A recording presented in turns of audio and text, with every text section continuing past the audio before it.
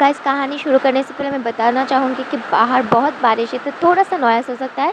Please आप लोग इसे एडजस्ट कर लीजिएगा। तो ठीक है, हम कहानी की तरफ बढ़ते हैं। तो कहानी के शुरू में हमें दिखाया जाता है दो लोग जो कि हमारे मेन लीड और फीमेल लीड हैं। दिखाया जाता है कि हमारा मेन लीड कह रहा था कि क्या मैंने कुछ गलत सुन लिया? हाँ, क्या फ्लावर ऑफ हाउस की लड़की ने मुझे अभी अभी प्रपोज़ किया? ये तो कुछ अनोखा बात लग रहा है मुझे। तभी हमारी फीमेल लीड सोचती है कि ऐसा तो नहीं है कि मैंने ऐसे रिएक्शन की उम्मीद नहीं की थी। मुझे डील तो करना ही पड़ेगा, पर यह आसान नहीं होगा। ऐसा लग रहा है कि मैं एक खतरनाक जगह से बचने के लिए दूसरे खतरनाक जगह पर आकर फंस गई हूँ। मुझे लगा था कि इस आदमी का नेचर भले ही क्रूल है, लेकिन ये मुझे प्रोटेक्ट तो कर ही सकता है।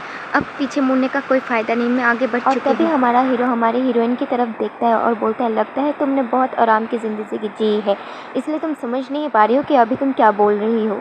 क्या तुम जानती भी हो इस मैरिज का मतलब क्या है? तुम्हें पता भी है हस्बैंड और वाइफ के बीच में आखिर क्या होता है?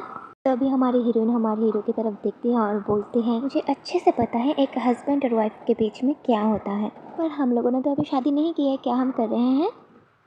तभी हमारा हीरो अपने सिर पर हाथ रख देता है और बोलता है, लेडी आयरिस, अभी आप यहाँ से चली जाइए।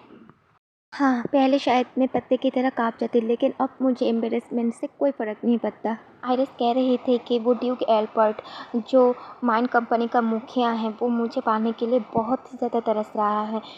ड्यूक सोच रहा है कि वो मुझे एल्बर्ट को देके माइन मांग लेगा, लेकिन तब क्या होगा जब उसके पास एक और ऑफ़र होगा? तभी हमारा हीरो कहता है कि तुम्हारी बातें बिल्कुल भी एक लेडी की तरह नहीं है। तब आयरिस कहती है कि अगर तुम रिस्पेक्ट चाहते हो तो तुम्हें भी सेम ही करना पड़ेगा।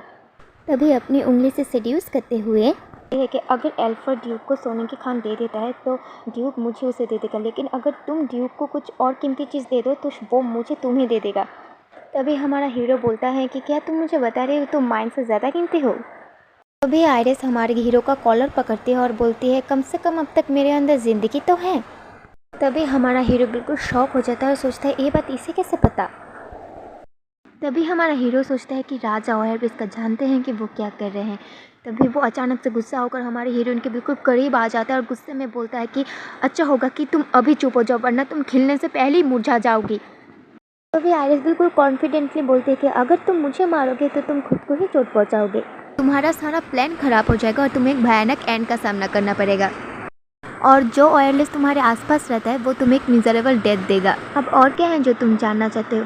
अब इसके बाद तुम्हारे पास और कोई चॉइस नहीं है मुझसे शादी करने के अलावा। तभी हमारा हीरो सोचता है, ये स्ट्रेंज मिस्टीरियस वुमेन, इवन ये मेरी मर्डरर ऑरा को भी फेस कर सकती है। तभी हमारा हीरो बोलता है कि मुझे माफ़ कर दीजिए लेडी आयरिस, मुझे बस ये समझ में नहीं आ रहा था कि मुझसे कोई क्यों शादी करने चाहेगा कि एक ऐसे इंसान से जो कुछ दिन बाद मरने वाला है।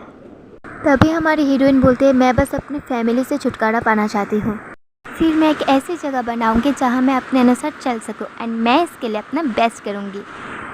ठीक है, मैं अपना एपिसोड यहाँ पर ही ख़त्म कर रही हूँ गाइस। तो लगता है आप लोगों को ज़्यादा बड़ी वीडियो पसंद नहीं है, तो मैं इसे यहाँ पर ही ख़त्म करती हूँ। और मैंने एक और मांगा डाला हुआ है, तो आप इसे भी देख लीजिएगा, और इन दोनों में से आपको जिसका भी पार्ट चाहिए आप मुझे बोल दीजिएगा, मैं वही पार्ट डालूँगी। और अब मैं चलती हूँ, अपना ख्याल रखिएगा। काइंडली चैनल को सब्सक्राइब कर दीजिएगा ताकि आपको मेरे अपडेट मिलते रहे। Bye bye.